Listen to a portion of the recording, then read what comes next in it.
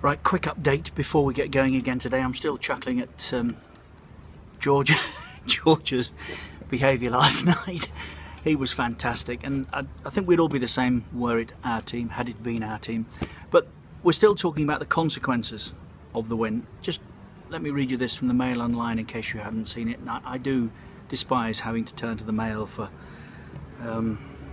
anything, really. FIFA's disciplinary code states that anyone who violates the principles of fair play could face sanction, while Article 96 says that audio and video recordings are permissible as forms of evidence, meaning Robben's words and footage of his dive could well be reviewed. It goes on to say, speaking in February of this year, Sepp Blatter called for retrospective action to be taken against divers. In cases such as these, we must make use of all avenues already to us and intervene after the event is necessary, he said. In this context, we should include the faking of injury, intentional diving, or time wasting in our considerations. Well, nothing yet, but it would be nice to think that after what Robben said yesterday, FIFA could return to this, because they have with video evidence to convict Suarez. The problem we've got, I think, is that in certain parts of Europe, so never mind the world, Southern Europe particularly, what Robben did is seen as good play. If you can win your team an advantage in that situation, they applaud you. In Italy, the land of opera and drama. In Spain, where he had some of his formative years. In Northern Europe, we frown upon that. We don't like it. We think it's cheating. And it is.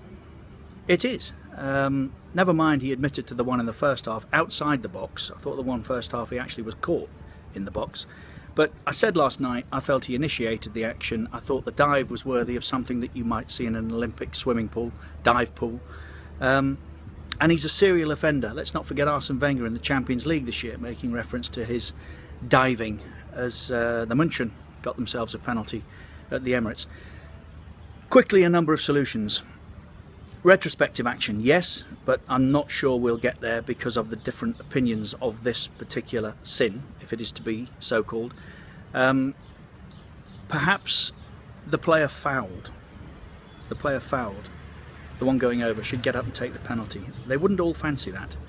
Robben we've seen miss a number of times from the penalty spot in high pressure environments. If he's thinking, if I'm fouled here, I'm taking this, he might not fancy it as much. Muller scored at the Emirates. Was it Muller? Muller, I'm sure it was scored at the Emirates. Huntelaar last night. For handball in the box, nominate, no problem. But otherwise, it's like basketball. For me, player fouled or taking the dive, you take the penalty. I remember at Coventry, Highfield Road, years ago, Warren Barton going over, dived. Alan Shearer took the kick. I was furious. Barton wouldn't have fancied it. So it might change things, and anything that might, I think, is worth considering. On the other hand, had that been Wayne Rooney for a place in the last 8, as it was Michael Owen against Argentina, were we all complaining then? The answer is no. Would we have been complaining now? The answer is probably no. And to all of you who have been following these little diary updates, thank you. From 178 countries, I'm told, the best part of 500,000 in the US and the UK, I am eternally grateful. Charlie Sale, risible? Maybe not, after all. I'll keep them coming.